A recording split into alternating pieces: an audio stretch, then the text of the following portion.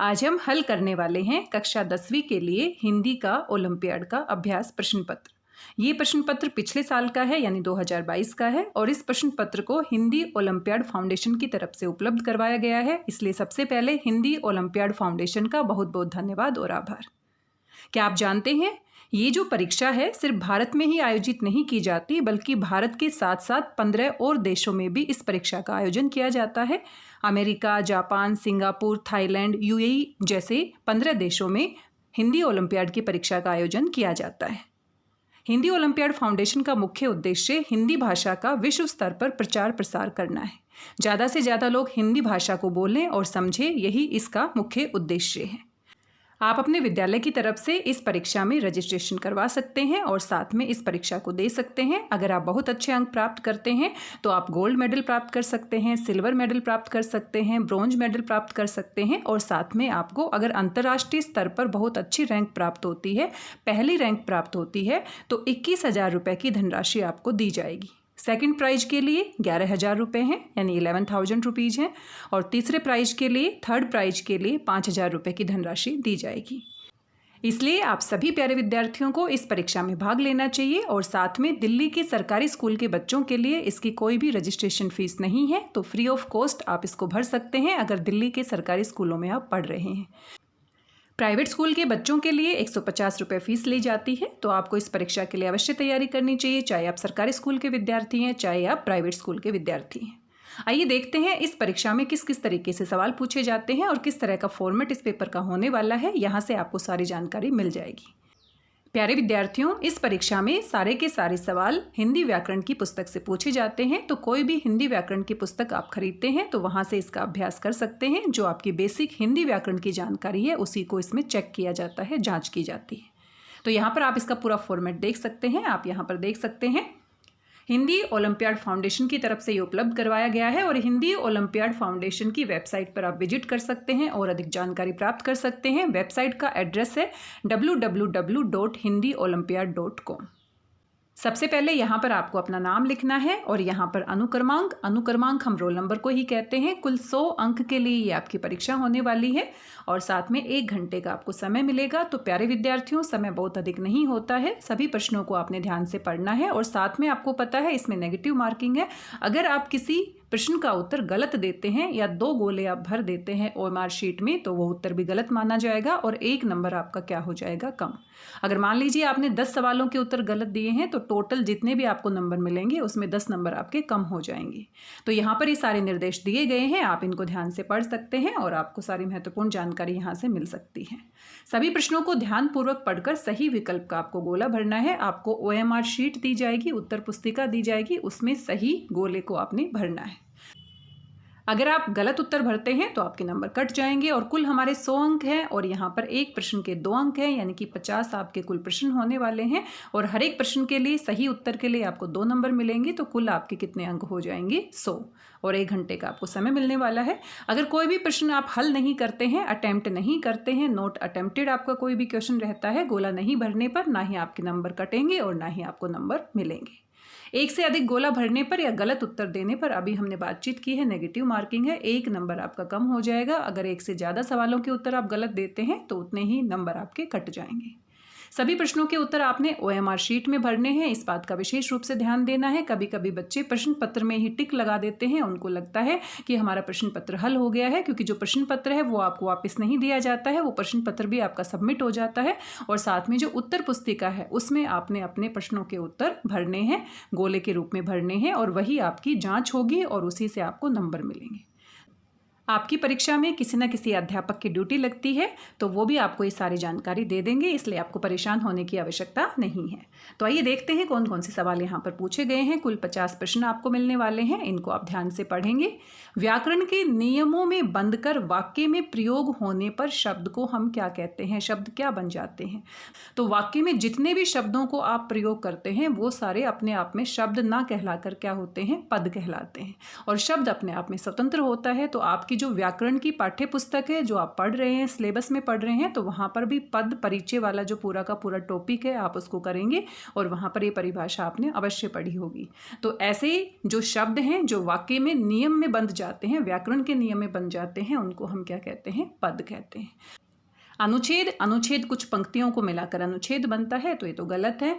पदबंध, पदबंध भी आपने पढ़े होंगे, आपके सिलेबस में होंगे। संज्ञा पदबंध होता है, सर्वनाम, विशेषण, क्रिया और क्रिया विशेषण पदबंध होते हैं। तो एक जैसे शब्दों के समूह को हम क्या कहते हैं? पदबंध। वाक्यांश क्या होता है? वाक्य का ही एक हिस्सा होता है। तो सबसे सही उत्तर कौन सा है? दूसरा उत्तर सही है। इसी को आप गोले के रूप में उत्तर पुस्तिका में भरेंगे, इसलिए दूसरा विकल्प यहाँ पर सही है।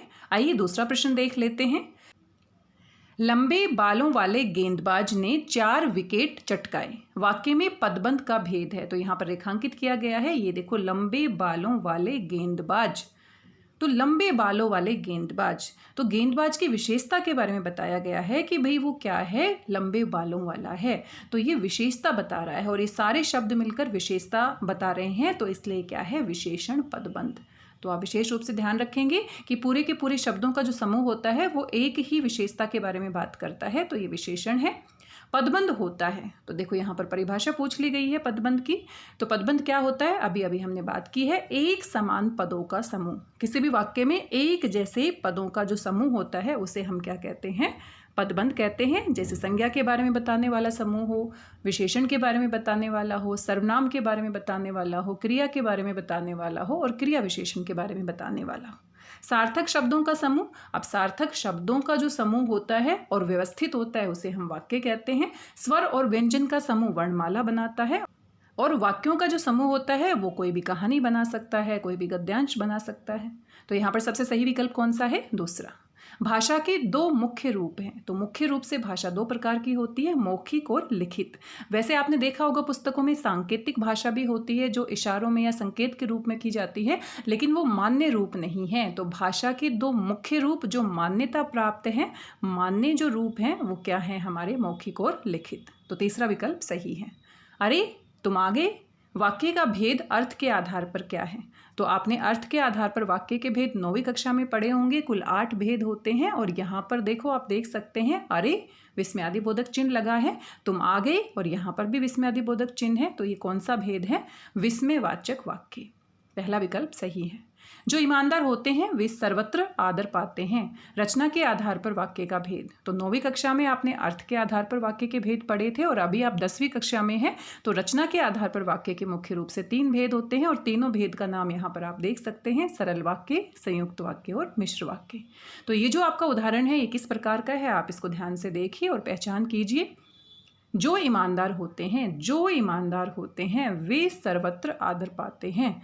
तो यहाँ पर एक आश्रित उपवाक्य है और एक प्रधान उपवाक्य है, और जो आश्रित उपवाक्य है वो प्रधान उपवाक्य पर क्या है? आश्रित है, निर्भर है। तो ये मिश्र वाक्य की परिभाषा है। तो कौन सा उदाहरण सही है? तीसरा। हित और उपदेश, और मिलाकर बन गया हितोपदेश। किस संधि का उदाहरण है? तो संधि भी आपने पढ़ी होगी। संधि मुख्य रूप से 3 प्रकार की होती है, स्वर संधि, व्यंजन संधि और विसर्ग संधि। और स्वर संधि के भी आगे 5 भेद होते हैं, गुण संधि, दीर्घ संधि, वृद्धि संधि, अयादि संधि और यण संधि। तो हित और उपदेश, और यहाँ पर देखो स्वर संधि के 4 भेद यहाँ पर बताए गए हैं और एक और भेद होता है, 5वां भेद होता है, तो ये अयादि संधि का होता है। यहाँ पर ऑप्शन में 4 दिए गए हैं। तो ये देखो ओ की मात्रा, जहाँ पर ओ की मात्रा आती है तो वो हमारी क्या होती है? गुण संधि होती है। तो कौन सा विकल्प सही है? यहाँ पर सबसे सही विकल्प कौन सा है? दूसरा। तो संधि को एक बार आप जरूर पढ़ लीजिएगा, रिवाइज कर लीजिएगा, आपको सारे नियम पता चल जाएंगे। उज्ज्वल का संधि विच्छेद होगा, तो आपको समझ में आ गया कि संधि से भी सवाल पूछे जा रहे हैं। तो संधि वाला टॉपिक एक बार आप पढ़ लेंगे, आप अभ्यास कर लेंगे। तो उज्ज्वल आपने जरूर पढ़ा होगा, ये व्यंजन संधि का उदाहरण है, और उत और ज्वल ये इसका सही संधि विच्छेद है। तो यहाँ पर आप देख लेंगे कौन सा विकल्प सही है। तो ये तो हमारा गलत है, दूसरा विकल्प भी गलत है, तीसरा विकल्प भी गलत है। तो सही विकल्प कौन सा है? चौथा, उत और ज्वल। और तो हमारा जो नियम लगेगा व्यंजन संधि का उसके हिसाब से आधे ज में परिवर्तित हो जाता है। समास में कारक के चिन्हों या प्रसर्गों का लोप हो जाता है। तो तत्पुरुष समास के मुख्य रूप से 6 भेद होते हैं और ये कारक के हिसाब से होते हैं। कर्ता कारक और संबोधन कारक को छोड़कर कर्म कारक, कर्ण कारक, संबंध, अधिकरण, संप्रदान, इन सभी के आधार पर तत्पुरुष कारक के भेद होते हैं और जब हम शब्द का विग्रह करते हैं तो वो जो भेद होता है तो उसके आधार पर उसकी विभक्ति हमें दिखाई देती है। तो कौन सा विकल्प सही है? तत्पुरुष समास। रेखांकित अंश का लिंग बदलकर भरिए। कवि और कवि का स्त्रीलिंग क्या होगा? तो ये बहुत ही महत्वपूर्ण शब्द है, बार बार परीक्षाओं में पूछा जाता है। कवयित्री। तो मात्राओं का विशेष रूप से ध्यान रखना है, इसमें सारा मात्राओं का खेल है। य के ऊपर आपका क्या लगेगा? छोटी की मात्रा, और त्र के ऊपर बड़ी की मात्रा। तो आप देख लीजिए कहाँ पर, देखो सारे के सारे शब्द आगे पीछे घुमा फिरा के आपको कंफ्यूज करने के लिए दिए गए हैं। तो सबसे सही विकल्प कौन सा है? चौथा। दवाई का बहुवचन होगा। ये बहुत ही महत्वपूर्ण आपका शब्द है, जैसे कवि था वैसे ही दवाई बार बार परीक्षाओं में पूछा जाता है। तो हम यहाँ पर दो में कंफ्यूज हो जाते हैं। ये देखो, दवाइयाँ और दवाइयाँ, हमें लगता है कि ये बड़ी ई वाला सही है, लेकिन ये गलत है, क्योंकि जब हम दवाई से दवाइयाँ बनाएंगे तो बड़ी के स्थान पर क्या आएगा? छोटी ई। तो आप ध्यान रखेंगे, दवाइयाँ यानी कि दूसरा विकल्प गलत है और तीसरा विकल्प क्या है? सही है। हाथी नहा रहे हैं। वाक्य में हाथी और खालिस्तान आपसे पूछा गया है, खालिस्तान को सही तरीके से आपने भरना है। तो हाथी नहा रहे हैं, एक वचन। देखने में तो हाथी हमें एक लग रहा है, लेकिन पूरे वाक्य को ध्यान से देखो, रहे हैं तो बहुवचन के हिसाब से क्रिया लगी है, तो यहाँ पर क्या है? बहुवचन। और द्विवचन तो होगा ही नहीं, क्योंकि द्विवचन हमारा संस्कृत में होता है, हिंदी में नहीं होता। तो तीसरा विकल्प सही है। खोए बेटे को ढूंढने के लिए उसने, और खालिस्तान दिया गया है, उचित मुहावरे द्वारा पूरा कीजिए। तो खोए बेटे को ढूंढने के लिए उसने क्या किया? रात दिन एक किया। रात दिन एक करना यानी कि बहुत मेहनत करना, बहुत खोजबीन करना। तो दूसरा विकल्प क्या है? सही। तीन तेरे करना। तीन तेरे करना मतलब मीन मेख निकालना, कमियां निकालना। दूध का दूध, पानी का पानी, यानी कि निष्पक्ष न्याय करना। जो सही है उसको सही कहना और जो गलत है उसको गलत करना। हवा से बातें करना यानी कि बहुत तेज दौड़ना। तो सबसे सही विकल्प कौन सा है? दूसरा। जब कोई शब्द एक बार आता है पर उसका अर्थ अलग अलग होता है, तब कौन सा अलंकार होता है? तो 9वीं कक्षा में आपने अलंकार जरूर पढ़े होंगे, हो सकता है आपके पाठ्यक्रम में 10वीं कक्षा में भी दिए गए हों।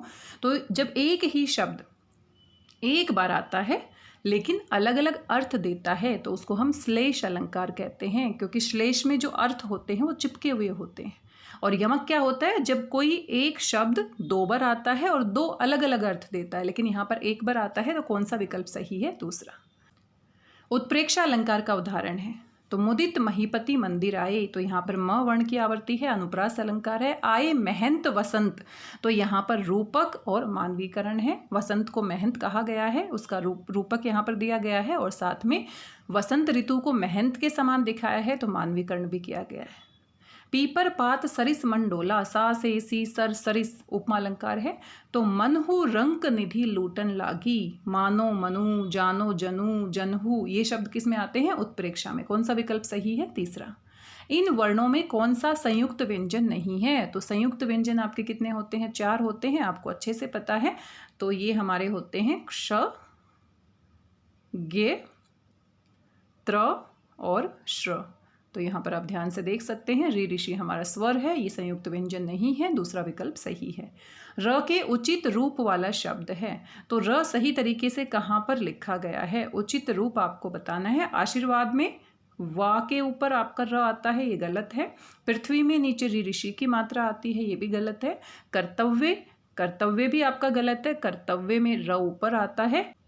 और चौथा विकल्प है व्याघ्र, तो यहाँ पर सही लिखा गया है, चौथा विकल्प सही है।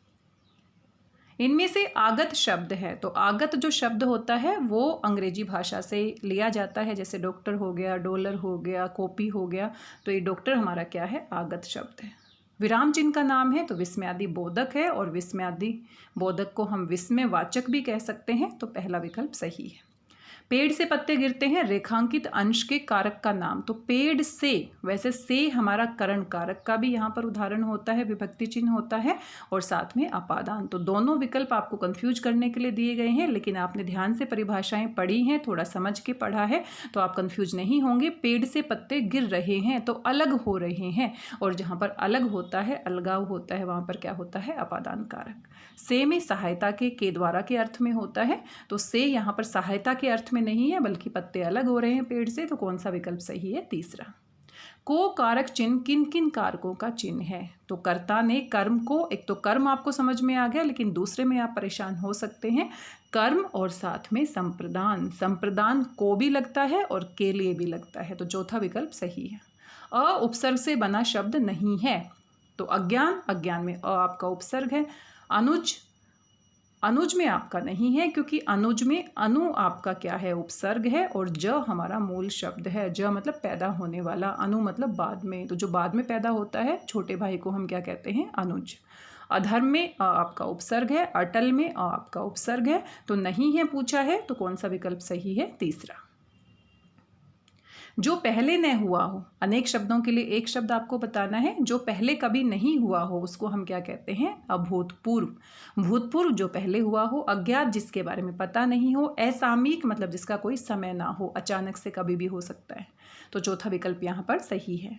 सूर्य का पर्यायवाची इनमें से नहीं है, तो भास्कर भी सूर्य होता है, दिवेश भी सूर्य होता है, दिवा और ईश, दिवा होता है दिन, दिन को करने वाला, दिनेश भी आपका सूर्य होता है, राकेश क्या होता है, चांद या चंद्रमा।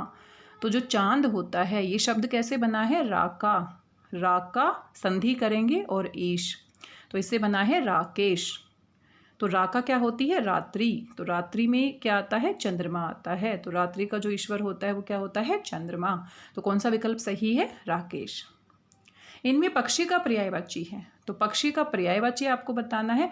मग क्या होता है, मग होता है रास्ता, कई बार कविताओं में आपने पढ़ा होगा। शुक क्या होता है, तोता होता है। डग क्या होता है, डग कदम, कदम को हम कहते हैं डग भरना, कदम। और द्विज क्या होता है, पक्षी, द्विज क्या होता है, पक्षी। द्विज का मतलब क्या होता है, 2 बार जन्म लेने वाला। तो जो पक्षी होता है पहले अंडे के रूप में पैदा होता है और फिर अंडे से फिर पक्षी के रूप में बाहर निकलता है, तो कौन सा विकल्प सही है, चौथा। आयात का विलोम होगा, तो आयात का अर्थ क्या होता है, दूसरे देशों से सामान जब हम मंगाते हैं, इंपोर्ट करते हैं उसको हम आयात करते हैं, और एक्सपोर्ट करते हैं उसको हम क्या कहते हैं, निर्यात। तो कौन सा विकल्प सही है, तीसरा। घन का पर्यायवाची नहीं है, तो घन क्या होता है, घन हम बादल को भी कहते हैं, और बादल का ही पर्यायवाची क्या है, वारिद है। और हथौड़ा, आपको पता है घन जो हमारा क्यूब होता है, इस तरीके से क्यूब आपने मैथ्स में बनाया होगा, तो जो क्यूब होता है इसी आकार का, मान लो इस आकार का एक लोहे का टुकड़ा है और उसमें हैंडल लगा दिया है, तो उससे हथौड़ा बन जाता है। तो घन किसका पर्यायवाची है, हथौड़े का भी। और नहीं है पूछा है, तो पत्थर को घन नहीं कहते, हथौड़े को भी हम क्या कहते हैं, घन कहते हैं। पदबंध होता है, तो देखो दोबारा से पूछ लिया गया है, अभी हमने इसे पढ़ा था। पदबंध क्या होता है, एक समान पदों के समूह को हम क्या कहते हैं, पदबंध। और ये मुख्य रूप से कितने होते हैं, 5। कौन कौन से होते हैं, संज्ञा पदबंध, सर्वनाम पदबंध, विशेषण पदबंध, क्रिया पदबंध और क्रिया विशेषण पदबंध। वर्णों को लिखने के लिए प्रयुक्त चिन्हों को क्या कहते हैं, तो वर्णों को जब हम लिखते हैं तो जो चिन्ह होते हैं वो लिपि कहलाते हैं। पश्चिमी हिंदी की बोली, तो ये थोड़ा अलग सवाल है, हो सकता है आपने नहीं पढ़ा होगा। तो हिंदी की जो बोलियां हैं उनको क्षेत्रों के हिसाब से अलग अलग तरीके से बांटा जाता है। तो पश्चिमी हिंदी में मुख्य रूप से 5 बोलियां आती हैं। खड़ी बोली आती है, हरियाणवी, हरियाणवी को हम बांगरू भी कहते हैं, ब्रज भाषा आती है, कन्नौजी आती है और बुंदेली आती है। तो यहाँ पर आप देख लीजिए कौन सी बोली बिल्कुल सही है। तो देखो यहाँ पर खड़ी बोली, पश्चिमी हिंदी की बोली कौन सी है, खड़ी बोली है। बाकी मेवाती और जयपुरी कहाँ पर आती है, राजस्थानी में आती है। और जो अवधी आती है वो आपकी पूर्वी में आती है। राजकुमार का उचित विग्रह होगा, तो राजा का कुमार, राजकुमार, तो राजा का कुमार, तो यहाँ पर दूसरा विकल्प क्या है, सही। इनमें से तत्सम शब्द कौन सा है, तो तत्सम क्या होते हैं, जो संस्कृत भाषा से बिना किसी परिवर्तन के प्रयोग किए जाते हैं उन्हें हम तत्सम कहते हैं। तो देखो व्या विवाह का है, तो ये नहीं है। दधी का दही होता है, उज्ज्वल का उजला होता है, और वानर, वानर संस्कृत का है और वानर को हिंदी में तद्भव रूप में क्या लिखते हैं, बंदर। तो कौन सा विकल्प सही है, तीसरा। राजदूत शब्द है, तो राजदूत 2 शब्दों से मिलकर बना है, राज और दूत, तो ये क्या है, यौगिक, 2 शब्दों को जोड़कर बनाया है, तो इसे हम क्या कहते हैं, यौगिक। आग्रह का विलोम होगा, आग्रह का विलोम होगा दुराग्रह। गेंद लुढ़कती हुई झाड़ियों में चली गई, रेखांकित अंश के पदबंध का नाम बताओ। गेंद लुढ़कती हुई झाड़ियों में चली गई, लुढ़कती हुई, तो गेंद है चली गई, चली गई हमारा क्रिया है, और कैसे चली गई, लुढ़कती हुई, तो क्रिया की विशेषता बता रहा है। लुढ़कती हुई, लुढ़कना और होना दोनों क्रिया की विशेषता बता रहे हैं, तो क्रिया विशेषण पदबंध। कोणार्क का सूर्य मंदिर किस राज्य में स्थित है? बहुत ही प्रसिद्ध है ये सूर्य मंदिर और ये उड़ीसा में, और उड़ीसा को हम ओडिशा कहते हैं, तो पहला विकल्प सही है। कारक चिन्हों का दूसरा नाम। कारक चिन्हों को हम परसर्ग भी कहते हैं, विभक्ति भी कहते हैं और परसर्ग भी कहते हैं। भारत के राजकीय चिन्ह पर अंकित सत्यमेव जयते को कहाँ से लिया गया है? तो जो सत्यमेव जयते है उसको मुंडक उपनिषद से लिया गया है, तो तीसरा विकल्प यहाँ पर क्या है? सही है। तो ये जीके के क्वेश्चन है, थोड़ा सा अलग से पूछ लिए गए हैं। आंखों के डॉक्टर को हम क्या कहते हैं? तो देखो तीनों ही पर्यायवाची हैं आंखों के, लेकिन जो सही शब्द क्या है? नेत्र विशेषज्ञ कहते हैं। तो कौन सा विकल्प सही है? तीसरा विकल्प यहाँ पर सही है। तीव्र शब्द का वर्ण विच्छेद, तो ये छोटी कक्षाओं में आपने जरूर पढ़ा होगा, आप करके देख लीजिए। त हलंत के साथ आएगा, बड़ी की मात्रा है, और देखो यहाँ पर थोड़ा सा ध्यान देना है। वह हमें पूरा लगता है, नीचे र छोटा लगता है, लेकिन वह जो पूरा लिखा है वो सिर्फ आधा होता है, उसमें अ मिक्स नहीं होता। और र जो नीचे है आपका पदेन र होता है, वो हमेशा पूरा होता है। तो यहाँ पर इस तरीके का वर्ण विच्छेद आएगा, तो आप ढूंढ लीजिएगा सबसे सही कौन सा है। तो सबसे सही यहाँ पर कौन से विकल्प में दिखाई दे रहा है? यहाँ पर दूसरे विकल्प में और पहले विकल्प में आप कंफ्यूज हो सकते हैं। अ के नीचे हलंत नहीं आता है, बिल्कुल एक जैसा दिया गया है। पहला विकल्प क्या है? सही है। अचानक आई संकट की स्थिति, अर्थात अचानक जो संकट आता है उसको क्या कहते हैं? आपात स्थिति, इमरजेंसी। तो दूसरा विकल्प क्या है? सही है। भारत की प्राचीनतम लिपि है, तो भारत की जो सबसे प्राचीनतम लिपि है उसको हम क्या कहते हैं? ब्राह्मी लिपि कहते हैं। भारत की प्राचीनतम लिपि है, तो भारत की सबसे पुरानी लिपि को, प्राचीनतम लिपि को ब्राह्मी लिपि कहते हैं, और ये अशोक राजा के अभिलेखों में पाई जाती है। यह लिपि अशोक राजा के अभिलेखों में पाई जाती है, उनको ब्राह्मी लिपि में लिखा गया था, और ये लेफ्ट टू राइट यानी कि बाएं से दाएं लिखी जाती है। तो सबसे सही विकल्प कौन सा है? तीसरा। वासु भट्टाचार्य बहुत मधुर बोलते हैं, रेखांकित वाक्यांश के लिए एक शब्द होगा मधुर। तो मधुर यानी कि बहुत ही मीठा बोलने वाला, यानी कि मृदुभाषी। पहला विकल्प क्या है? सही है। मितभाषी, मित का मतलब होता है कम, कम बोलने वाले को क्या कहते हैं? मितभाषी। बहुभाषी, बहुभाषी होता है बहुत सारी भाषाएं जानने वाला, और उपयुक्त सभी तो नहीं होगा, तो दूसरा विकल्प भी यहाँ पर सही नहीं है, पहला विकल्प सही है। संन्यास का संधि विच्छेद होगा, तो संन्यास का जो ऊपर बिंदु है ये आपका न के तरीके से नहीं ब्रेक होगा, बल्कि ये होगा सम और न्यास। ये आपका व्यंजन संधि का उदाहरण है, संधि में आपने जरूर पढ़ा होगा, एक बार आप रिवाइज कर लीजिएगा संधि को, सम और न्यास। तो यहाँ पर कौन सा विकल्प सही दिया गया है? यहाँ पर दूसरा विकल्प सही दिया गया है, पहला विकल्प सही नहीं होगा। संस्मरण भाषा के किस रूप का उदाहरण है? तो संस्मरण क्या होता है? जैसे हम कहानी पढ़ते हैं, कविताएं पढ़ते हैं, वैसे ही गद्य विधा में संस्मरण एक विधा होती है। संस्मरण में लेखक अपने जीवन से संबंधित किसी घटना या व्यक्ति या वस्तु को याद करता है और उसके बारे में लिखता है, तो विशेष रूप से ये लिखित रूप ही होता है, मौखिक हम इसे नहीं कहेंगे। तो दूसरा विकल्प क्या है? सही है। और यहाँ पर आप देख सकते हैं 45 यानी कि 45 क्वेश्चन आपने हल कर लिए हैं, और 5 जो क्वेश्चन आपके आने वाले हैं वो आपके इस अपठित गद्यांश से आने वाले हैं, और बहुत ही आसान रहेंगे, तो आपने जल्दी से इसे ध्यान से पढ़ना है। निम्नलिखित गद्यांश को ध्यानपूर्वक पढ़िए और पूछे गए प्रश्नों के उत्तर विकल्पों में से चुनकर दीजिए। व्यक्ति के जीवन में अनेक बार ऐसे भी क्षण आते हैं जब असफलताओं का अंधकार उसे घेर लेता है। ऐसी स्थिति में अनेक व्यक्ति निराश हो जाते हैं। निराश व्यक्ति का चेहरा मुरझा जाता है, उसमें हीनता की भावना आ जाती है, वह अपने जीवन को बोझ समझने लगता है। कई बार निराशा गहरी हताशा में बदल जाती है। व्यक्ति अवसाद नामक रोग का शिकार बन जाता है। अवसाद किसको कहते हैं? डिप्रेशन की बीमारी हो जाती है। वह स्वयं को सदैव थका हुआ सा अनुभव करने लगता है, उसे भूख नहीं लगती, वह जीवन के प्रति अनासक्त हो जाता है, उसकी आंखों में सोनेपन का कोहरा छा जाता है। गहरी निराशा की स्थिति में अनेक व्यक्ति पागलपन के शिकार भी हो जाते हैं। ऐसे लोगों का जीवन अभिशाप के समान हो जाता है। तो निराशा के बारे में बताया गया है कि निराशा हम सबके लिए कितनी भयंकर होती है, तो निराशा से हमें बचना चाहिए। हमेशा अपने मन में आशा की किरण जगाई रखनी चाहिए। निराश व्यक्ति का चेहरा कैसा दिखाई देता है? तो निराश व्यक्ति का जो चेहरा होता है वो कैसा होता है? आप यहाँ पर देख सकते हैं, उसका चेहरा मुरझा जाता है, तो मुरझाया हुआ होता है। तो आप गद्यांश को एक बार दोबारा से पढ़ लीजिएगा। चौथा विकल्प क्या है? सही है। निराशा का क्या परिणाम होता है? तो निराशा जो है, बहुत ज़्यादा निराश व्यक्ति क्या हो जाता है, उसके परिणाम हताशा के रूप में आता है। आपने गद्यांश के हिसाब से उत्तर देना है। तो सबसे सही विकल्प कौन सा है? तीसरा। व्यक्ति के जीवन को कौन से क्षण घेर लेते हैं? तो अभी हमने पढ़ा असफलताओं का जो अंधकार होता है वो ऐसे इस तरीके से मनुष्य के जीवन में छा जाता है कि वो बहुत निराश हो जाता है, हताश हो जाता है, अवसाद का शिकार हो जाता है। निराश व्यक्ति जीवन के प्रति कैसा हो जाता है? अनासक्त हो जाता है। ऐसा लगता है कि उसको कोई फर्क नहीं पड़ता क्या हो रहा है, अनासक्त।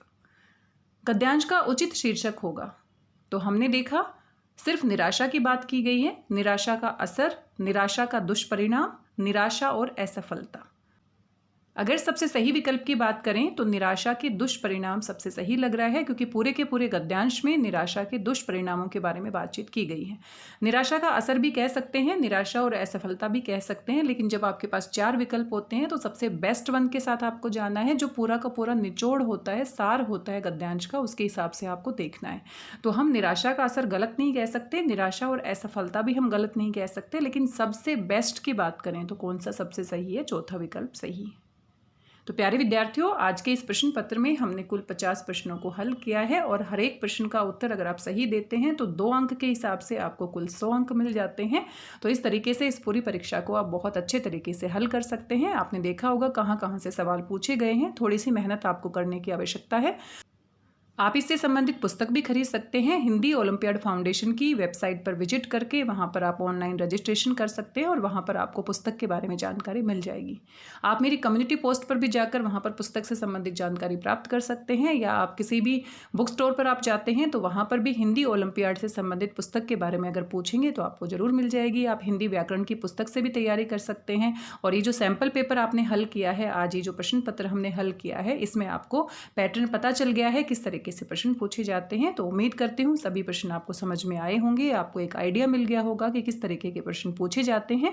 तो इस हिसाब से आप तैयारी कर सकते हैं और इस परीक्षा में भाग ले सकते हैं, बहुत अच्छा प्रदर्शन कर सकते हैं। मेरी शुभकामनाएं आप सभी प्यारे विद्यार्थियों के साथ है। आज के लिए बस इतना ही, मिलते हैं किसी नए वीडियो में। तब तक स्वस्थ रहिए, व्यस्त रहिए, मस्त रहिए और खुश होकर अभ्यास करते रहिए। किसी भी व्याकरण की पुस्तक को आप पढ़ेंगे तो आपको ज़्यादातर प्रश्नों के हल वहीं से मिल जाएंगे।